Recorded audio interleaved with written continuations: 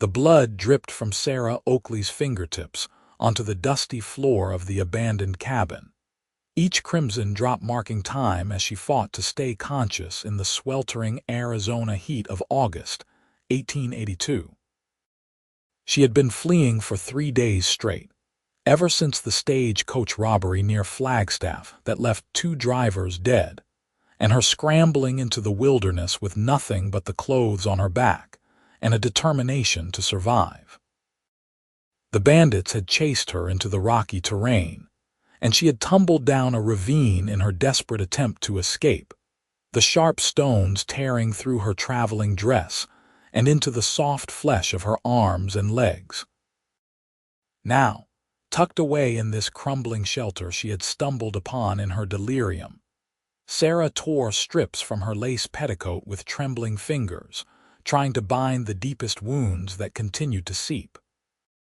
The fabric was already soaked through with blood from the gash on her forearm, and her vision blurred as she attempted to tie another makeshift bandage around a particularly nasty cut on her shoulder. The pain was excruciating, made worse by the relentless heat that seemed to press down on her like a physical weight. Sweat mixed with blood and dust on her skin, and she could feel fever beginning to set in from the untreated wounds. Sarah had been traveling from Philadelphia to meet her aunt in California, a woman she had never met, but who had promised her a fresh start after Sarah's parents died from typhoid fever 6 months earlier. At 22 years old, she had nothing left in the East except memories of loss and a small inheritance that barely covered her passage west. She had imagined adventure, certainly, but not like this. Not bleeding and alone in the wilderness of Arizona territory, wondering if she would die before anyone found her. The sound of boots on the wooden steps outside made her freeze, her heart hammering against her ribs. Had the bandits tracked her here? She looked around frantically for something to use as a weapon, but her movements were slow and clumsy from blood loss. The door creaked open, and afternoon sunlight streamed in, silhouetting a tall figure in the doorway. "Easy there," a deep voice said, masculine and calm. "I am not going to hurt you." Sarah's hand clutched a strip of her petticoat defensively as her eyes adjusted to see the man more clearly. He was tall, broad-shouldered, with sun-bronzed skin and dark hair that curled slightly at his collar beneath a worn Stetson. He wore dusty trail clothes, leather chaps over denim pants, and a gun belt slung low on his hips. But it was his eyes that caught her attention, a striking shade of green that seemed to assess her situation with immediate concern rather than threat. "You are hurt badly," he observed, taking a cautious step inside. His gaze swept over her bloody makeshift bandages and the torn fabric in her hands. "Those wounds need proper dressing, or infection will set in by nightfall." "Stay back," Sarah managed to say, though her voice came out weaker than she intended. "I have been through quite enough without dealing with another stranger." The man raised his hands in a gesture of peace, and she noticed he wore leather gloves despite the heat. "Name is Xavier Everett. I have been tracking the men who robbed that stagecoach 3 days ago. Found their camp about 5 miles east of here. When I saw the tracks leading this way, one set smaller than the others, I figured they might have been chasing a survivor." Sarah felt some of the tension leave her shoulders, though she remained wary. "They killed the drivers. I ran." "Smart thing to do," Xavier said, slowly lowering his hands. He gestured to the saddlebags he had set down just inside the door. "I carry medical supplies. Been riding these territories long enough to know that proper bandages and clean water can mean the difference between living and dying out here. Will you let me help you?" She wanted to say no, wanted to maintain her independence and self-reliance, but another wave of dizziness washed over her, and she knew she was in no position to refuse assistance. "I suppose I have little choice in the matter," she admitted quietly. Xavier moved with practiced efficiency, retrieving his saddlebags and kneeling beside her at a respectful distance. Up close, Sarah could see the weathered lines around his eyes, the kind that came from years of squinting into the sun, and she estimated he was perhaps 28 or 29. There was something capable about him, a quiet competence that came from experience rather than bravado. "This is going to hurt," he warned as he carefully began removing the blood-soaked strips of petticoat from her arm. His touch was surprisingly gentle for such large hands, and Sarah bit her lip to keep from crying out as the fabric pulled away from the wound. "You have some deep cuts here. How far did you fall?" "I am not entirely sure," Sarah admitted through gritted teeth. "I just kept running until I could not run anymore, and then I fell. When I woke up, everything hurt." Xavier nodded, his expression serious as he examined the wound. He pulled a canteen from his supplies and began cleaning the cut with careful precision. "You are lucky nothing looks broken, but these need to be properly cleaned and dressed, or you will be dealing with blood poisoning within a day or two." Sarah watched as he worked, noting the careful way he handled each injury, the gentle pressure he applied when necessary, the focused concentration in his green eyes. He produced actual cotton bandages from his saddlebag, along with a small tin of salve that smelled of herbs and something medicinal she could not quite identify. "This will help prevent infection," he explained, applying the salve with steady fingers. "Old recipe from a Navajo healer I knew years back. Works better than most of what you can buy in town." "You seem to know a great deal about treating wounds," Sarah observed, wincing slightly as he began wrapping clean bandages around her forearm with practiced movements. "When you spend most of your life on the trail, you learn to take care of yourself and others," Xavier replied, his attention focused on ensuring the bandage was secure but not too tight. "Lost a good friend once to an infected cut that seemed minor at first. Taught me to always be prepared." There was something in his tone, a hint of old grief that made Sarah study his face more closely. She saw the sadness there, carefully controlled but present nonetheless. "I am sorry for your loss," she said softly. Xavier met her eyes for a moment, and she saw surprise flicker across his features, as though he was not accustomed to strangers offering him sympathy. "Thank you," he said simply, then returned his attention to her injuries. "Let me see your shoulder." Sarah hesitated. The wound on her shoulder would require her to lower the torn sleeve of her dress, exposing more skin than was proper. But propriety seemed rather absurd given the circumstances, and she needed the help. Carefully, she shifted the fabric aside, revealing the nasty gash that ran from her collarbone down toward her shoulder blade. She heard Xavier draw in a sharp breath. "That is a bad one," he said grimly. "Going to need stitches, I think." "Stitches?" Sarah felt her stomach turn. "I have never had stitches before." "I will be as careful as I can," Xavier promised, already pulling out a needle and thread from his supplies. He held them up so she could see.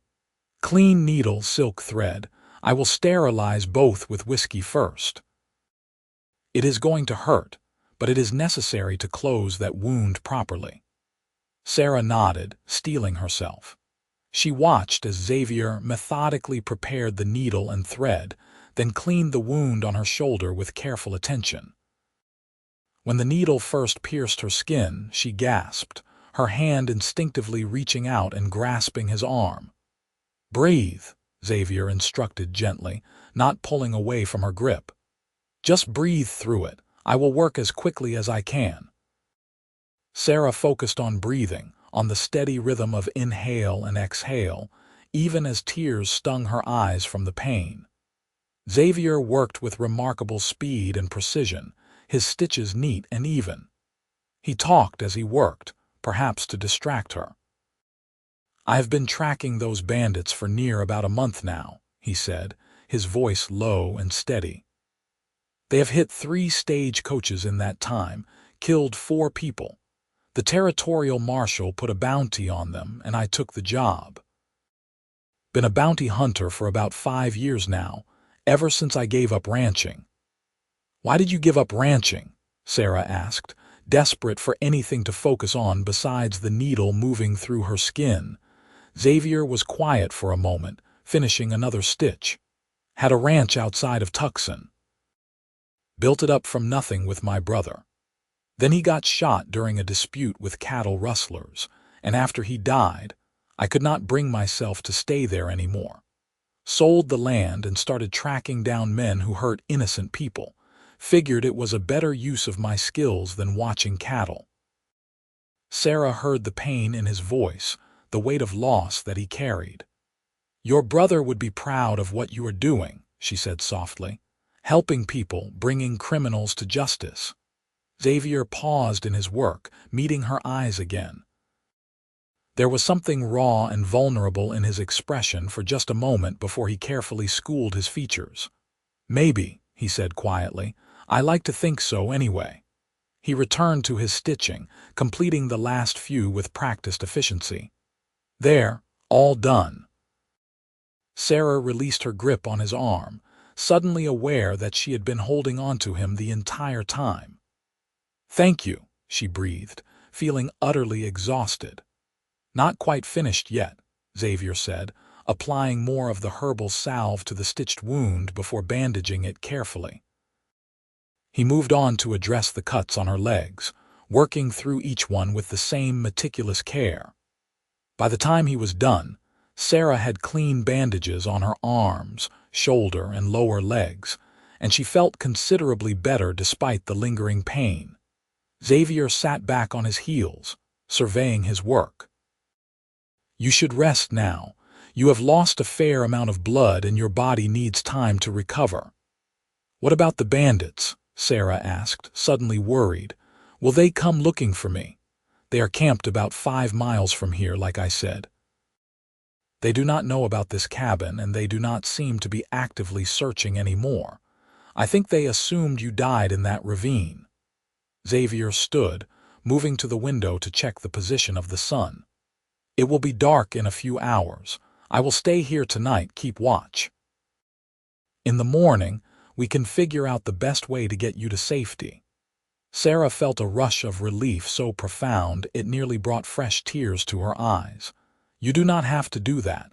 I am sure you have other responsibilities. Xavier turned back to her, his expression serious. Those bandits are my responsibility, but so is making sure their victims are safe. Besides, I cannot in good conscience leave an injured woman alone in the wilderness. What kind of man would that make me? A practical one, Sarah suggested, but she was smiling slightly despite herself. Xavier actually chuckled at that, a low, rumbling sound that made something warm unfurl in Sarah's chest. My mother would rise from her grave to haunt me if I abandoned someone in need. She raised me better than that. Over the next few hours, as the sun began its descent toward the horizon, Xavier proved to be surprisingly good company. He made a small fire in the cabin's old hearth, boiled water from his canteen to make tea using herbs from his supplies, and shared some jerky and hardtack from his saddlebags. It was not a feast by any means, but Sarah found she was ravenous once the initial shock and pain had subsided. Tell me about Philadelphia, Xavier said as they ate, sitting across the small fire from each other. I have never been east of Kansas. Sarah found herself talking about her childhood, about cobblestone streets and brick row houses, about the way the city smelled in summer and how different it was from the vast open spaces of the West. She told him about her parents, their small bookshop, the comfortable life she had known before illness took it all away. I am sorry, Xavier said when she finished, his voice filled with genuine sympathy. Losing your parents, having to leave everything familiar behind, that takes courage. Or desperation, Sarah replied, but there was no bitterness in her voice. I had nothing left there except memories. My aunt's letter offering me a home in California seemed like a sign, a chance to start over. You think you will like California? Xavier asked, feeding another piece of wood to the fire. Sarah considered the question. I honestly do not know. I have never met my aunt. She and my mother had a falling out years ago, something about my aunt refusing to marry the man my grandparents chose for her. She ran off to California instead and apparently made quite a success of herself. When she heard about my parents, she wrote to me. Said she always regretted losing touch with my mother and wanted to make amends by helping me. Sounds like you come from a family of strong women, Xavier observed with what might have been admiration in his voice. My mother always said the Oakley women were too stubborn for their own good, Sarah replied, smiling at the memory. She meant it as a warning, but I always took it as a point of pride. As darkness fell completely, Xavier checked the perimeter of the cabin, making sure there were no signs of anyone approaching. He brought his bedroll inside and positioned himself near the door, his rifle within easy reach. Sarah lay on the opposite side of the small room, wrapped in a blanket Xavier had given her from his supplies. Xavier, she said into the darkness after they had both been quiet for several minutes. Yes. Why did you really come looking for survivors? You could have just focused on tracking the bandits. There was a long pause. Because 3 years ago my brother was murdered, and no one came to help him when he needed it most. He died alone on our land while I was in town getting supplies. I swore that day I would never let someone else die alone if I could help it. So when I am tracking criminals, I always look for survivors. Always try to help if I can. Sarah felt tears prick her eyes at the raw honesty in his voice. Your brother would be grateful to know you are honoring his memory this way. I hope so, Xavier said softly. Get some rest, Sarah. We have a long ride ahead of us tomorrow. Sarah closed her eyes, feeling safer than she had in days despite the rustic surroundings and the lingering pain from her injuries. There was something solid and dependable about Xavier Everett, something that made her trust him in a way she had not trusted anyone since her parents died. She woke several times during the night, each time seeing Xavier sitting alert by the door, keeping watch as he had promised. Once, when she stirred from a particularly vivid nightmare about falling through endless darkness, she found him looking at her with concern. Just a dream, she whispered, and he nodded, his expression understanding in the dim moonlight filtering through the cabin's cracks. Morning came with the harsh brightness that seemed unique to the Arizona desert, sunlight streaming through the gaps in the walls and turning the dusty air golden. Sarah sat up carefully, assessing her injuries. The bandages were clean and secure, and while everything still hurt, the sharp edge of pain had dulled to a more manageable ache. Xavier was already awake, having apparently caught a rabbit at some point during the early morning hours. He was cooking it over a revived fire, the smell making Sarah's mouth water. How are you feeling? He asked as she carefully made her way closer to the fire. Better than yesterday, Sarah admitted. Still sore, but the fever seems to have passed. Xavier nodded, looking satisfied. The salve worked then. We will change your bandages after breakfast, make sure everything is healing properly. They ate in companionable silence, and afterward, Xavier carefully checked each of her wounds, replacing the bandages where needed. His touch remained gentle and professional, though Sarah noticed he seemed more aware of her as a woman this morning, his gaze occasionally lingering on her face before quickly looking away. The nearest town is Winslow, Xavier said as he finished securing the last bandage. It is about 15 miles northeast of here. We can make it by this afternoon if we ride steady. You can get a room at the hotel there, send a telegram to your aunt letting her know what happened. The town has a doctor too, who can check my work and make sure everything is healing right." "What about the bandits?" Sarah asked. "You said you were tracking them." Xavier's jaw tightened. "They will keep. Getting you to safety is more important right now." "But the bounty," Sarah protested. "I do not want to be the reason you lose track of them." "There will always be another bounty," Xavier said firmly. "But there is only one of you, and I will not risk your health or safety for money." Something in the way he said it, with such absolute certainty, made Sarah's heart skip a beat. She found herself studying his face, noting the strong line of his jaw, the way his green eyes crinkled slightly at the corners when he was thinking, the surprising gentleness in such a rugged man. "Thank you," she said quietly, "for everything. I would likely be dead if you had not found me." Xavier met her gaze, and for a moment, something electric passed between them, an awareness that had nothing to do with wounds or bandages or dangerous men. "I am glad I found you," he said, his voice slightly rougher than usual. The ride to Winslow was challenging but manageable. Xavier had 2 horses, his own sturdy bay gelding and a smaller mare he had apparently acquired from the bandits' abandoned campsite. He helped Sarah mount the mare with careful hands, making sure she was secure in the saddle before they set off across the desert terrain. The Arizona landscape was stunning in its harsh beauty, all red rocks and scrubby vegetation beneath an impossibly blue sky.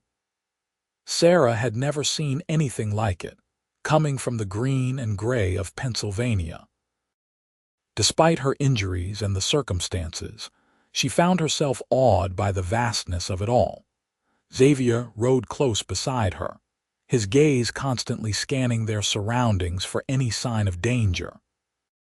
He pointed out various landmarks as they traveled, sharing his knowledge of the territory with a quiet pride that suggested deep familiarity with this land.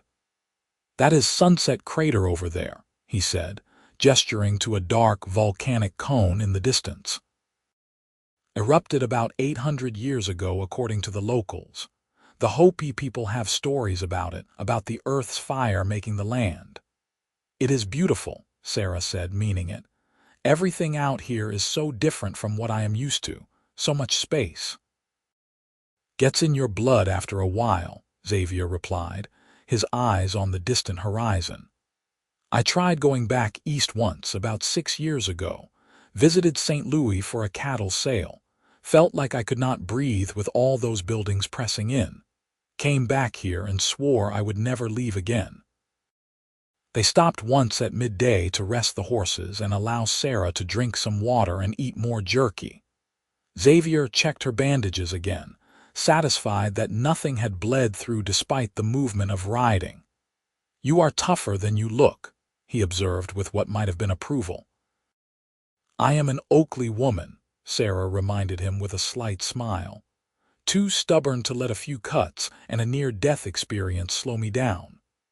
Xavier actually laughed at that, the sound warm and genuine. "I believe it," he said, and the way he looked at her made Sarah's breath catch slightly in her throat. They reached Winslow in the late afternoon, the small town appearing like an oasis in the desert.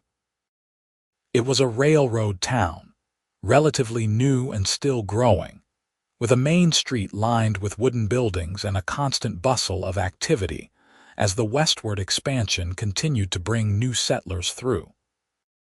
Xavier led them directly to the doctor's office, a small but clean establishment run by an older man named Dr. Harrison, who examined Sarah's injuries with professional efficiency.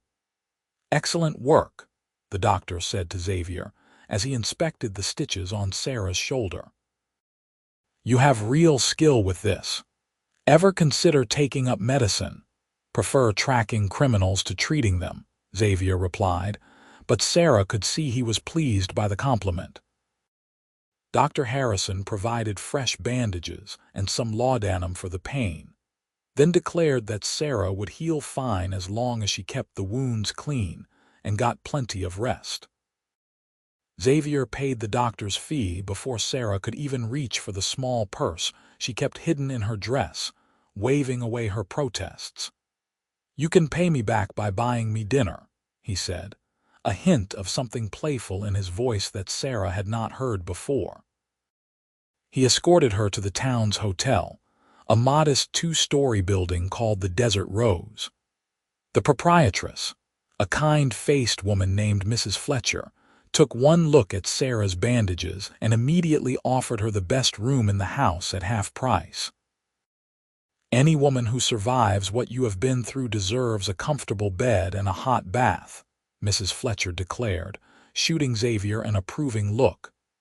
"Your husband is a good man, taking such fine care of you." "Oh, he is not my husband," Sarah said quickly, feeling her face heat.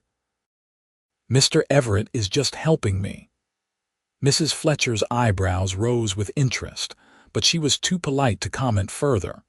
She showed Sarah to a lovely room with a real bed, a wash basin, and a promise that hot water for a bath would be brought up within the hour.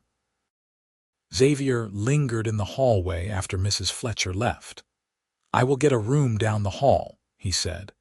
"And then I need to check in with the local marshal, let him know about the bandits and what happened to you. Will you be all right for a few hours?" Sarah nodded, suddenly reluctant to see him go even though she knew he had responsibilities. "I will be fine. Thank you again, Xavier, for everything." He looked like he wanted to say something more, his green eyes searching her face.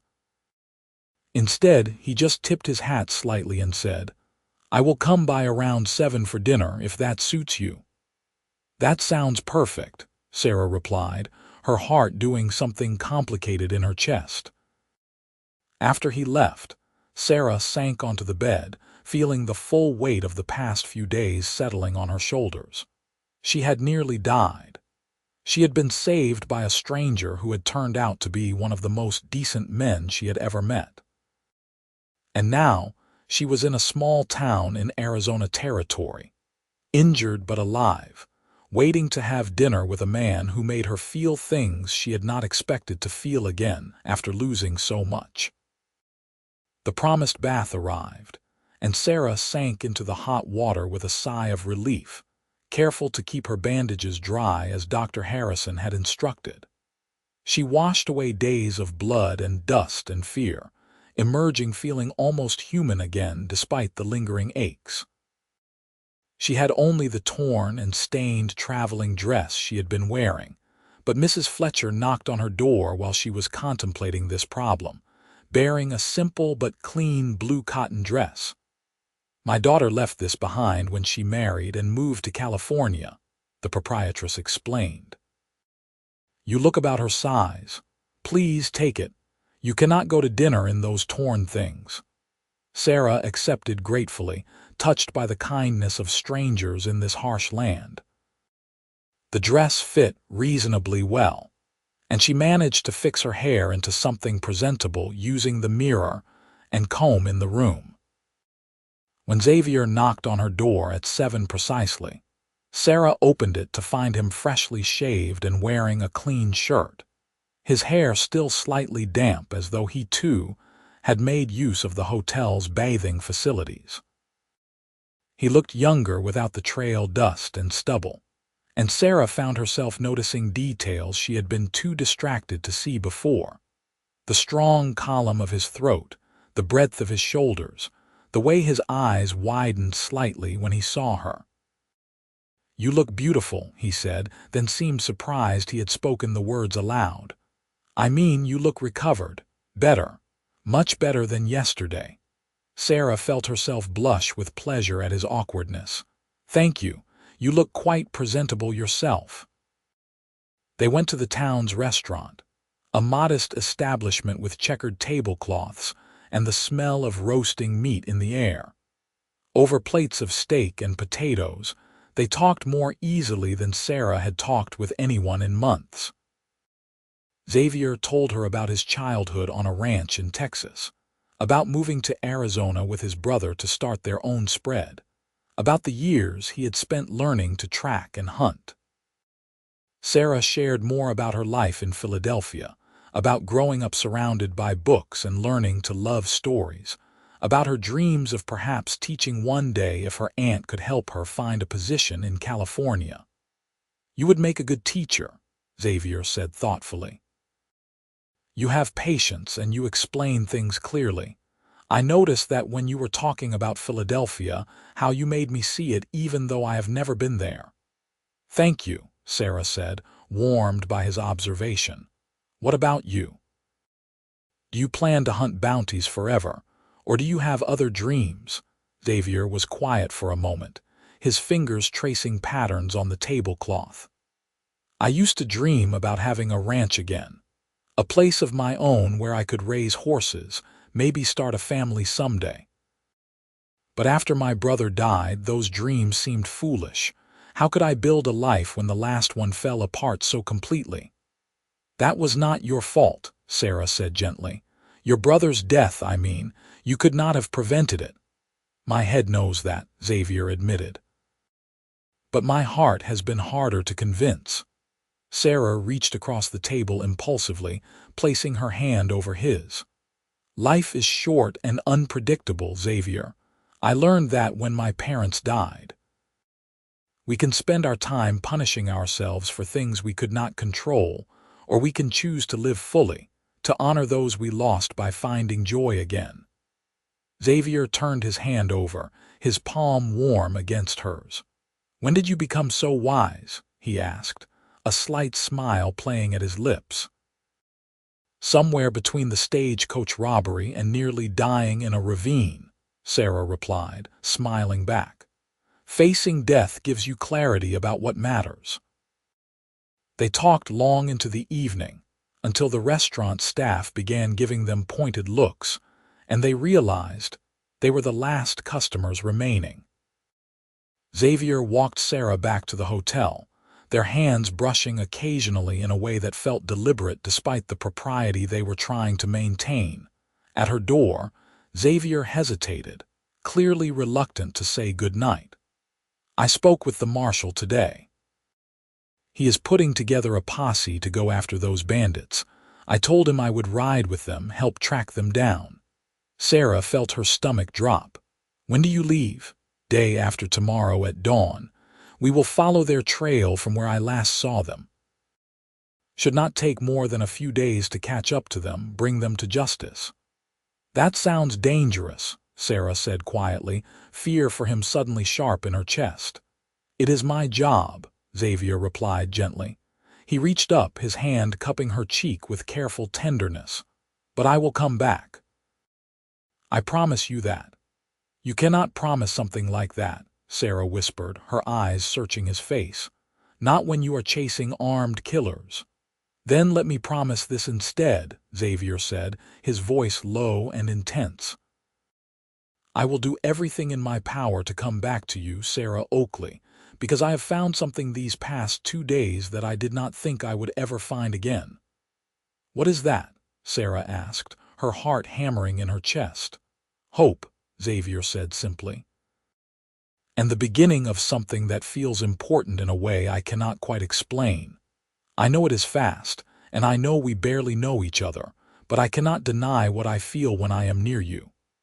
Sarah felt tears sting her eyes, but they were tears of happiness rather than sadness. "I feel it too," she admitted. "It terrifies me because I have lost so much already, but I feel it nonetheless." Xavier leaned in slowly, giving her time to pull away if she wanted, but Sarah did not want to pull away. She wanted him, wanted this moment of connection in a world that had been so full of loss. When his lips met hers, it was gentle and sweet, a kiss that promised more than it took, that spoke of hope and possibility rather than demand. When they finally parted, both breathing slightly harder, Xavier rested his forehead against hers. "Wait for me," he said. "Please." "I will," Sarah promised, and she meant it with every fiber of her being. The next day passed in a strange mixture of anticipation and dread. Xavier spent much of it preparing for the posse's departure, but he found time to check on Sarah, to share lunch with her, to walk with her along Winslow's Main Street, as though they were an ordinary couple enjoying an ordinary day. Sarah sent a telegram to her aunt in California, explaining what had happened and that she would continue her journey as soon as she was fully healed. The return telegram came within hours, her aunt expressing relief that Sarah was safe and insisting she take all the time she needed to recover. That evening, Xavier took Sarah to dinner again, and afterward they sat on the hotel's porch, watching the stars emerge in the vast desert sky. Sarah leaned against Xavier's shoulder, feeling the solid warmth of him, memorizing the moment against the uncertainty of what tomorrow might bring. "My brother used to say that the stars were proof that beautiful things could exist even in darkness," Xavier said quietly, his arm around Sarah's shoulders. "I stopped believing that after he died, but sitting here with you, I think maybe he was right after all."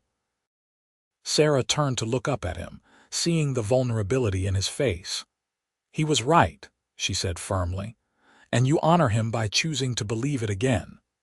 They kissed again, longer this time with more urgency born of the knowledge that he would be leaving at dawn. When they finally parted, Xavier walked her to her room, holding her hand as though he was reluctant to let go. "Stay safe," Sarah whispered at her door. "Come back to me." "I will," Xavier promised, kissing her forehead gently. "I have too much to live for now to take foolish risks." Sarah barely slept that night, listening to the sounds of the hotel and the town beyond, thinking about Xavier and wondering what the future might hold. She woke before dawn and dressed quickly, making her way to the front of the hotel just as the posse was assembling in the street. Xavier saw her immediately, his face lighting up despite the serious nature of his mission. He excused himself from the other men and came to her, taking both her hands in his. "I did not expect you to be awake," he said, clearly pleased. "I could not let you leave without saying goodbye properly," Sarah replied, squeezing his hands. "Be careful, Xavier, please." "I will," he promised again. He pulled her close, kissing her soundly despite the interested looks from the other posse members. "I will be back in less than a week."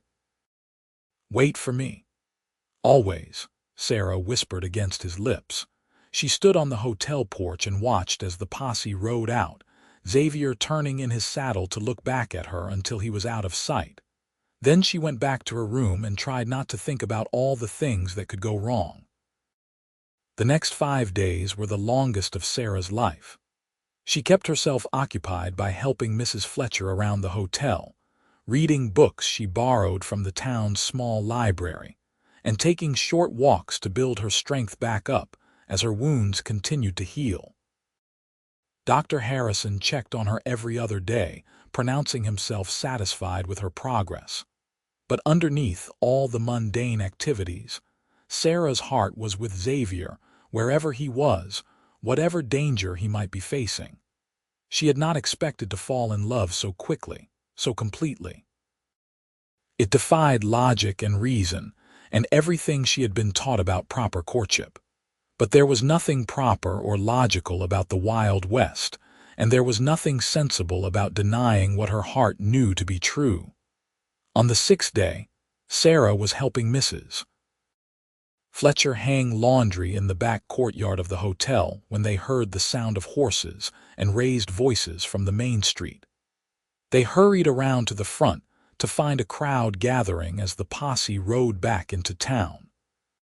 Sarah's eyes immediately sought Xavier, her heart in her throat until she spotted him, dusty and tired but whole and unharmed. Relief flooded through her so powerfully that her knees went weak. Xavier saw her at the same moment, and despite the people calling to him with questions, despite the marshal trying to give orders, he dismounted and came directly to her. He did not say anything, just pulled her into his arms and held her tight, his face buried in her hair. "You came back," Sarah whispered, her arms wrapped around his waist. "I promised," Xavier replied, his voice rough with emotion. "I always keep my promises." Later, after Xavier had reported to the marshal and cleaned up at the hotel, he and Sarah sat in the restaurant and he told her about the chase. The bandits had been caught attempting to rob another stagecoach near the California border. There had been a brief shootout, but the posse had taken them alive, and they were now in custody awaiting trial. "It is over," Xavier said, reaching across the table to take Sarah's hand. "That particular threat is ended." "What happens now?" Sarah asked, her heart beating fast. "You will collect your bounty and move on to the next job." Xavier was quiet for a long moment, his thumb tracing circles on the back of her hand. "I have been thinking about that," he said slowly. "About what you said regarding dreams and honoring those we lost by choosing to live fully." "And?" Sarah prompted, hardly daring to breathe. "And I think it is time I stopped running from the life I want," Xavier said, his green eyes intense as they met hers. "I have enough money saved from bounties to buy land, start a horse ranch like I always dreamed about. Nothing as big as what my brother and I had, but enough. Something I could build into a real home." "That sounds wonderful," Sarah said sincerely, though her heart ached at the thought of him settling somewhere while she continued on to California. "The thing is," Xavier continued, his grip on her hand tightening slightly, "I do not want to build that home alone. I know this is fast, Sarah. I know we have only known each other for barely more than a week, but I have never been more certain of anything in my life. I love you. I think I started falling in love with you the moment I saw you trying to bind your wounds with strips of your petticoat, so brave and determined to survive. And every moment since has only made me more sure." Sarah felt tears streaming down her face, but she was smiling through them. "I love you too," she whispered. "I tried to tell myself it was too fast, too soon, but I cannot deny it. I love you, Xavier Everett." Xavier stood, pulling her to her feet and into his arms, kissing her with a passion that made the other restaurant patrons gasp and then applaud. When they finally broke apart, both breathing hard, Xavier cupped her face in his hands. "Come with me," he said urgently. "Not to California to live with an aunt you have never met, but here with me. Help me build that ranch, that life. Marry me, Sarah. I know it is asking a lot, giving up your plans, but I swear I will spend every day making sure you never regret it." Sarah laughed, joy bubbling up in her chest until she felt she might burst with it. "Yes," she said simply. "Yes to all of it. Yes to you, and yes to us, and yes to building a life together." They were married 3 days later in Winslow's small church, with Mrs. Fletcher and Dr. Harrison standing as witnesses. Sarah wore a simple white dress that Mrs. Fletcher helped her purchase from the general store, and Xavier wore his best shirt and a new vest he bought for the occasion. It was not the elaborate wedding Sarah might have imagined as a girl in Philadelphia, but it was perfect in its simplicity and sincerity. Sarah sent a telegram to her aunt explaining the change in plans, and received a response that was surprisingly understanding and even happy. Her aunt wrote that she had run off for love herself once and would never begrudge Sarah the same happiness, and that she would always have a place in California if Sarah ever wanted to visit. Xavier used his bounty money to purchase 160 acres of land about 10 miles outside of Winslow, beautiful property with a creek running through it, and enough grazing land for horses. They lived in Winslow in a small rented house while Xavier began building their ranch house, and Sarah discovered that she loved this life in a way she had never expected. She helped Xavier with the ranch work as her wounds healed, learning to ride properly, to handle horses, to navigate this wild and beautiful landscape. In town, she befriended other settlers and eventually started teaching reading and writing to the children of families who could not afford to send them to the formal school that was being built. The ranch house took shape over the following months, a sturdy structure built to withstand the harsh Arizona weather. Xavier proved to be skilled with his hands, and with the help of some local men he hired, the house was completed by spring of the following year. It had 3 bedrooms, a large kitchen, a sitting room with a fireplace, and a wide porch that looked out over their land toward the distant mountains. They moved into the house in April of 1883, and Sarah stood on that porch looking out at the sunset, marveling at how much her life had changed in less than a year. Xavier came up behind her, wrapping his arms around her waist and resting his chin on her shoulder. "Happy?" he asked softly. "More than I ever imagined I could be," Sarah replied honestly, leaning back against his solid warmth. "A year ago I was in Philadelphia, alone and grieving. Now I am here with you, building a life I never even knew I wanted. It feels like a dream." "A good dream, I hope," Xavier murmured, kissing her neck gently. "The very best dream," Sarah confirmed, turning in his arms to kiss him properly. They brought in their first horses that summer, a small herd that Xavier had selected carefully for breeding. He had an eye for good horse flesh and a gentle way with the animals that made Sarah love him even more. She watched him work with endless patience to train the horses, and she helped where she could, discovering she had a natural affinity for it. In October, Sarah realized she was pregnant. She told Xavier over dinner one evening, watching his face transform from surprise to pure joy. "A baby," he said wonderingly, coming around the table to kneel beside her chair and place his hand gently on her still flat stomach. "We are going to have a baby. Are you happy?" Sarah asked, though she could see the answer in his eyes. "Happy does not even begin to cover it," Xavier said, his voice thick with emotion. "You have given me everything, Sarah. A home, a purpose, a future, and now a child. I love you so much." Their son was born in June of 1884, a healthy baby boy with his father's dark hair and his mother's blue eyes. They named him Daniel, after Xavier's brother, and Sarah thought her heart might burst with love the first time she saw Xavier hold his son, the gentleness and wonder on his face. Life on the ranch was not easy. There were droughts and difficult winters, horses that got sick or broke fences, financial struggles, and long days of hard work. But through it all, Sarah and Xavier faced everything together, their love deepening and strengthening with each challenge they overcame. They had a daughter 2 years after Daniel, a spirited little girl they named Clara after Sarah's mother. And 3 years after that, another son they called William. The ranch house that had once seemed so spacious became filled with the noise and energy of children, and Sarah could not imagine wanting it any other way. Xavier proved to be a wonderful father, patient and loving with his children, teaching them to ride and to care for the horses, telling them stories about the wild days of the territory before it began to settle down. Sarah taught them to read and write, instilling in them the same love of learning she had gotten from her parents.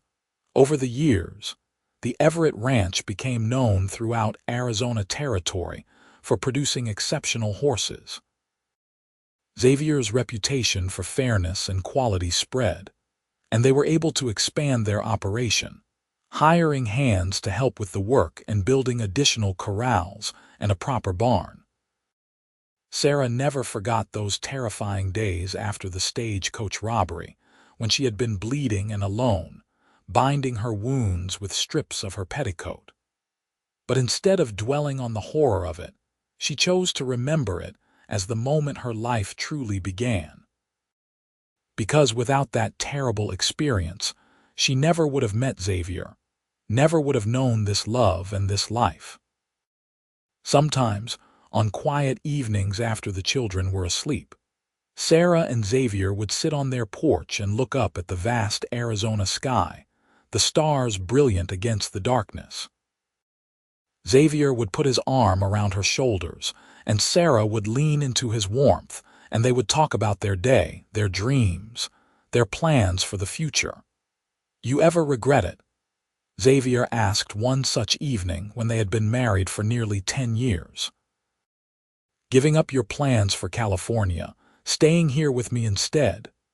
Sarah turned to look at her husband, this good man who had saved her life and then taught her how to truly live. She saw the silver threading through his dark hair now, the lines around his eyes deepened by years of sun and laughter. She thought about their children sleeping peacefully inside, about the ranch they had built together, about the community they had become part of. "Not for a single moment," she said firmly, taking his hand and threading her fingers through his. "You are my home, Xavier. You and our children and this life we have created. I would not change a thing." Xavier raised her hand to his lips, kissing her knuckles gently. "I love you, Sarah Everett. I have loved you since the moment I saw you, so determined and brave, and I will love you until the day I die and beyond." "And I love you," Sarah replied, her heart full to overflowing. "Thank you for finding me. Thank you for saving me. Thank you for giving me this beautiful life." They sat together in comfortable silence as the stars wheeled overhead. Two souls who had found each other against all odds in the harsh beauty of the Arizona territory. From tragedy and violence had come love and healing, and from that love had grown a family, a home, a legacy that would endure for generations to come. As Sarah drifted off to sleep that night in the home she and Xavier had built together, wrapped in her husband's arms with their children dreaming nearby, she thought about fate and chance and the strange paths life could take. She had left Philadelphia seeking a fresh start, and instead had found her true home in the arms of a cowboy who had dressed her wounds with gentle care and stolen her heart in the process. The years continued to pass in a rhythm of seasons and growth. Daniel grew into a tall, serious young man who loved the horses as much as his father did. Clara became a spirited teenager who dreamed of being a teacher like her mother, while William showed signs of having his father's tracking skills and patience.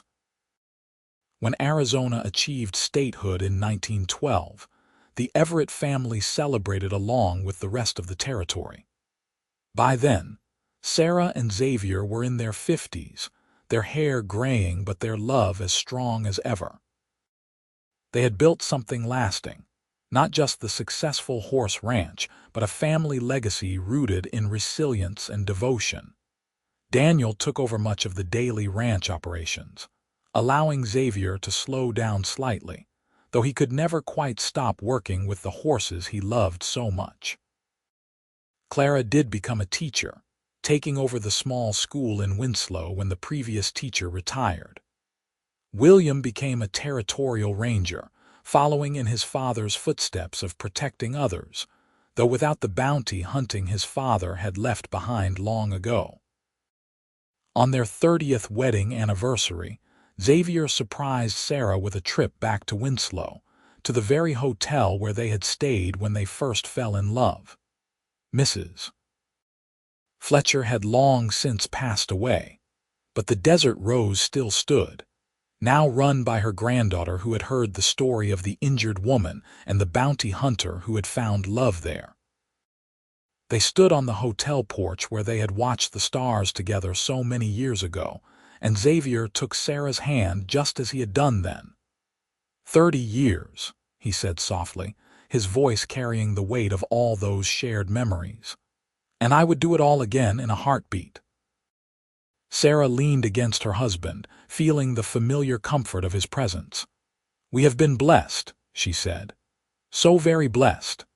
As the sun set over Winslow, painting the sky in shades of orange and pink and purple, Sarah thought about the journey that had brought her here. From the terrified young woman bleeding in an abandoned cabin to the contented matriarch of a thriving family, every step had been worth taking. Xavier had been her rescuer, her lover, her partner, her best friend. He had dressed her wounds with such tender care all those years ago, and in doing so had healed not just her body but her spirit. Together they had created something beautiful out of hardship, had found joy in the harsh landscape of the Arizona desert, had raised children who would carry their values and their love forward into the future. When they finally grew too old to manage even with their children's help, they sold the ranch to Daniel and his young family, though they stayed in a small cottage on the property. Sarah lived to see her grandchildren learn to ride, watch them grow and thrive on the land she and Xavier had claimed as their own so many years before. Xavier passed away peacefully in his sleep at the age of 73, with Sarah holding his hand just as she had held it so many times before. At his funeral, their children and grandchildren spoke of his kindness, his integrity, his gentle strength.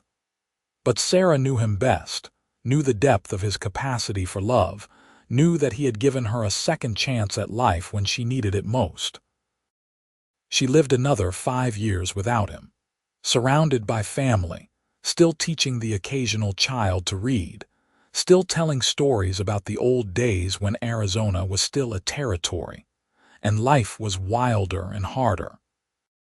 She spoke often of Xavier, keeping his memory alive for the younger generations who had never known the Arizona of their youth. When Sarah died at the age of 76, she was laid to rest beside Xavier in the small cemetery outside Winslow.